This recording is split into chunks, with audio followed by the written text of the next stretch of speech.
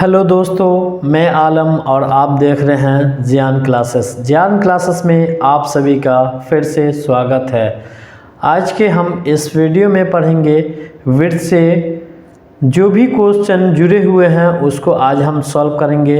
विर्त किसे कहते हैं, विर्त क्या है, विर्त की परिधि क्या है, विर्त की त्रिज्या क्या है, उससे हम किसे कहते हैं, उससे जो भी क्वेश्चन जुड़े रहेंगे हम उसको भी आज सॉल्व करेंगे। तो आइए सबसे पहले हम सीखते हैं विर्त क्या है, यानी विर्त किसे कहते हैं या विर्त की परिभाषा क्या है या विर्त से आप क्या समझते हैं। सारे के क्वेश्चन एक ही में आंसर होगा उसका, विर्त किसे कहते हैं। आइए हम इसको जानते हैं।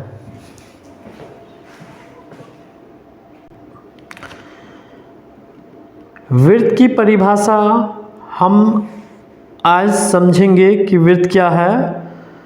किसी समतल में एक निश्चित बिंदु से समान दूरी पर स्थित बिंदुओं को मिलाने से बनी बंद आकृति को विर्त कहते हैं।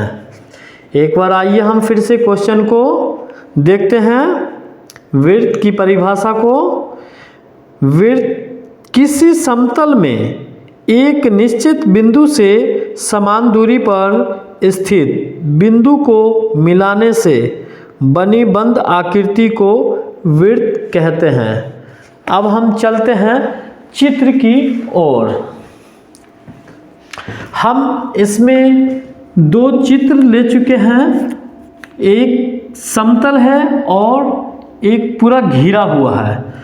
तो बिंदु से, समतल बिंदु से ये सारे जो है बीच में हम इसको केंद्र कहेंगे और ये सब जो है ना समतल बिंदु है, यानी बराबर है। यहाँ से यहाँ की दूरी बराबर है, यहाँ से यहाँ की दूरी बराबर है, यहाँ से यहाँ की दूरी बराबर है। तो ये सारे बिंदु हैं और सारे बिंदु को मिलाने के बाद जो है ना इसके बीच में भी एक केंद्र है। इन सब बिंदुओं को मिलाने से एक समतल मेरा क्या हो गया, विर्त बना।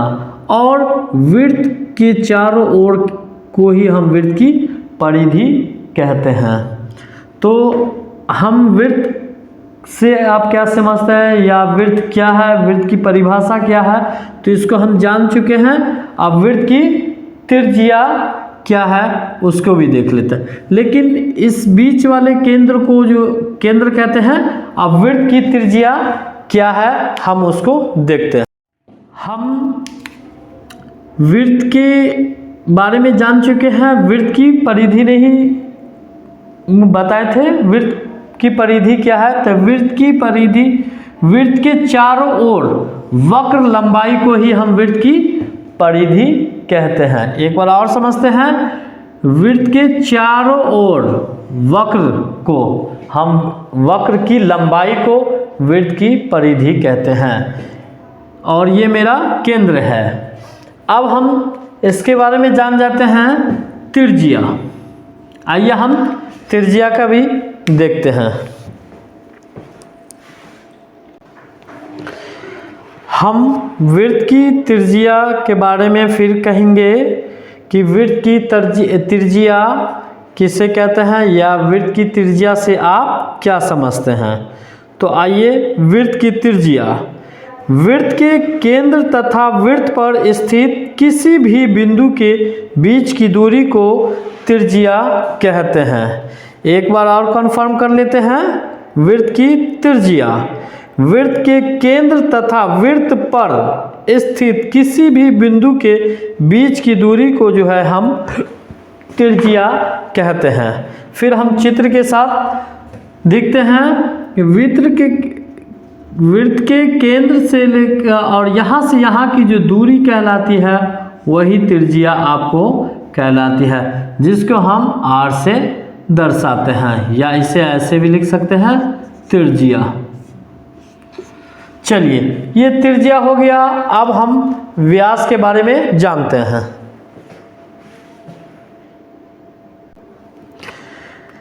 जैसा कि आप चित्र में देख रहे हैं, विर्त का व्यास क्या है। विर्त का व्यास वह जीवों को वृत्त के केंद्र से होकर जाता है वह वृत्त का व्यास कहलाता है। एक बार और हम कंफर्म कर देते हैं, वृत्त का व्यास वह जीवा जो वृत्त के केंद्र से होकर जाती है वह वृत्त का व्यास कहलाता है। आइए हम चित्र से आपको समझा देते हैं। यहाँ से यहाँ की जो दूरी पूरी होती है, पूरी दूरी केंद्र से होकर जो गुजरती है वो आपका व्यास कहलाया, जिसको हम d कहते हैं, और व्यास। हम इसके फॉर्मूला पर भी जाएंगे। उसके बाद हम व्यास के बाद अब चाप पे, और आइए हम चित्र को एक बार देखकर देखते हैं कौन परिधि है, कौन त्रिज्या है, कौन व्यास है। फिर उसके बाद हम उसके फॉर्मूले को लिखेंगे और समझेंगे कैसे होता है। तो सबसे पहले हम एक वृत्त ले लिए हैं और ये मेरा केंद्र है।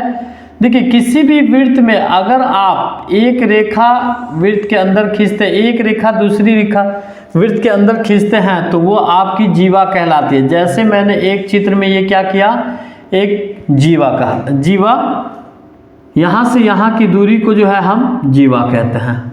मुझे केंद्र तो मालूम है। वृत्त के चारों ओर को जब जोड़ते हैं, या वृत्त के चारों ओर को ही हम वृत्त की परिधि या परिमाप कहते हैं। चलिए दूसरे वृत्त में आ जाते हैं। ये मेरा पहला है, ये मेरा दूसरा है।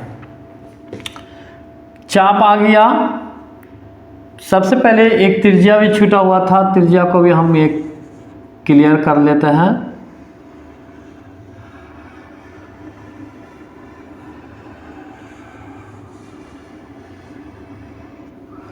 चलिए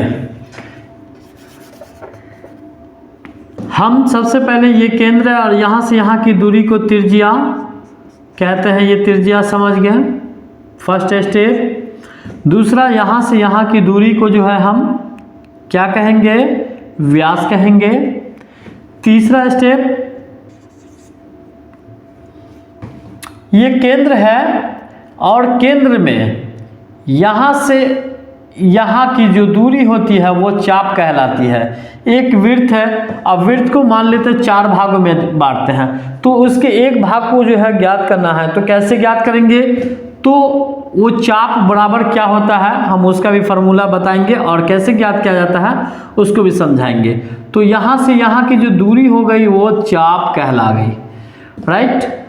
अब आ जाइए, ये चाप कहलाया। अब यहाँ से ये इसके अंदर के हिस्से को हम त्रिज्या खंड कहते हैं।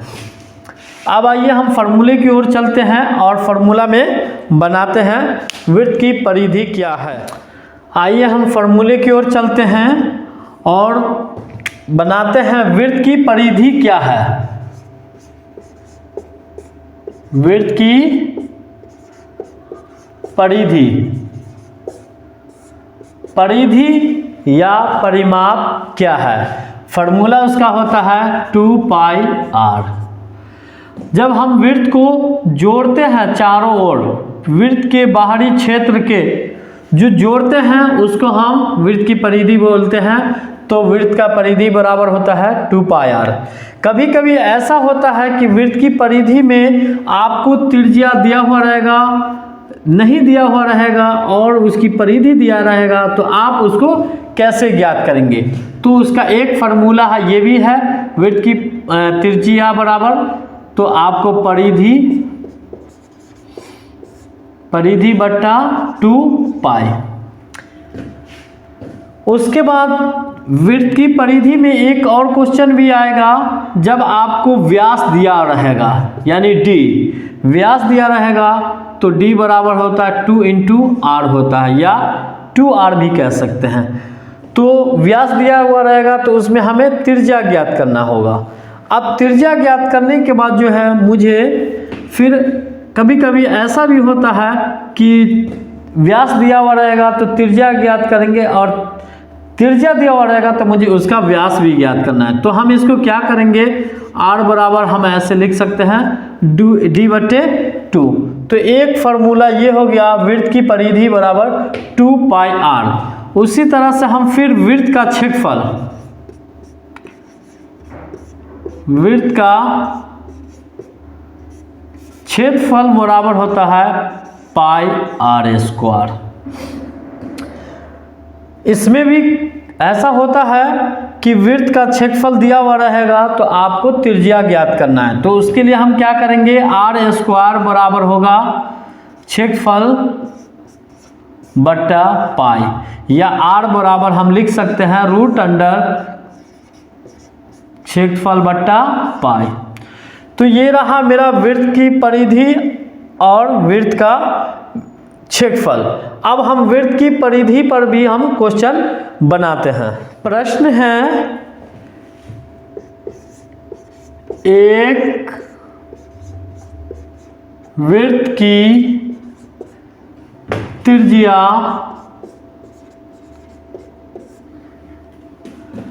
28 सेंटीमीटर है, 28 मीटर है, तो उसका मुझे परिधि ज्ञात करना है। तो फिर मुझे क्या लिखना होगा, आर बराबर 28 मीटर, और मुझे मालूम है कि वृत्त की परिधि बराबर क्या होगा 2 पाई आर। मुझे मालूम है 2 पाई का मान जो होता है 22/7 गुने आर का मान क्या है 28। अब हम इसको 7 का 28 अब गुना करेंगे, 22 दूना 44 अब गुने 4, यानी 4 चौको 16, 4 चौको 16 1 17, यानी 176। अब मीटर है तो मीटर को स्क्वायर करेंगे तो वर्ग मीटर स्क्वायर हो जाएगा। तो ये तो वृत्त की त्रिज्या दिया हुआ है तो हम आसानी से ज्ञात कर लिए। अब हम इसी में अगर वृत्त का व्यास दिया हुआ रहेगा तो हम कैसे ज्ञात करेंगे, आइए हम उसको भी समझते हैं। एक वृत्त का व्यास 56 मीटर है, तो उस वृत्त की परिधि ज्ञात करें। तो उसमें अगर वृत्त का व्यास दिया हुआ रहेगा तो d बराबर दिया हुआ है 56 मीटर, तो मुझे सबसे पहले इसको त्रिज्या में बदलना होगा। तो मुझे मालूम है कि r बराबर होता है d/2 और 56/2, यानी 28 दूना 56। तो मेरा त्रिज्या का मान जो है वो 28 निकल गया। अब मुझे इसकी परिधि ज्ञात करना है, तो परिधि 28 निकलने के बाद अब हम वृत्त की परिधि ज्ञात करेंगे। वृत्त की परिधि बराबर होता है 2 पाई आर। 2 दे दिए हैं, पाई का मान 22/7, आर का मान जो है 28 है, 7 चौका 28। अब हम 2 गुने 22 गुने 4 किए हैं तो ये टोटल 176 हो गया। तो ये तो वृत्त की परिधि हम ज्ञात किए हैं। अब वृत्त के क्षेत्रफल पर भी एक क्वेश्चन बनाकर देखते हैं।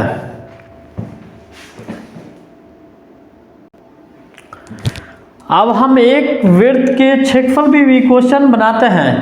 एक वृत्त की त्रिज्या दिया हुआ है 7 सेंटीमीटर, 7 सेंटीमीटर दिया हुआ है, और मुझे उसका जो है वृत्त का क्षेत्रफल ज्ञात करना है। तो मुझे मालूम है कि वृत्त का क्षेत्रफल बराबर क्या होता है, क्षेत्रफल बराबर होता है पाई आर स्क्वायर। पाई का मान 22/7 मुझे मालूम है, आर का मान क्या दिया हुआ है त्रिज्या, यानी आर स्क्वायर, यानी 7 को 2 मरतबा आपको गुना करना होगा। हम इसको क्या करेंगे, इससे भाग करके काट देंगे तो 7 से 7 कैंसिल हो जाएगा। अब इसको 22 गुने 7, 7 दूना 14, 7 दूना 14 1 15, यानी 154। अब ये सेंटीमीटर है तो सेंटीमीटर स्क्वायर हो जाएगा, वर्ग सेंटीमीटर स्क्वायर हो जाएगा। तो हम वृत्त के क्षेत्रफल और वृत्त की परिधि को अब हम समझ चुके हैं। अब हम वृत्त के अगले क्वेश्चन को भी जरा समझ लेते हैं। आइए हम प्रश्न की ओर चलते हैं। अब हम इसी में सीखते हैं वृत्त का क्षेत्रफल, एक आता है वृत्त और एक आता है अर्धवृत्त।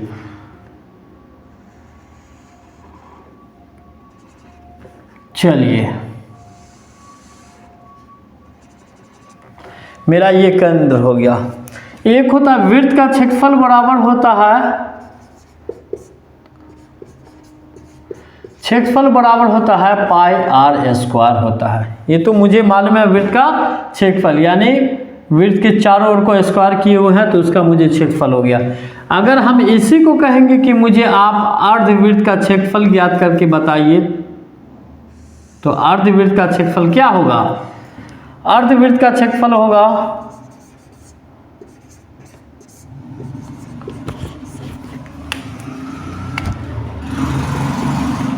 अर्धवृत्त का क्षेत्रफल बराबर हो जाएगा,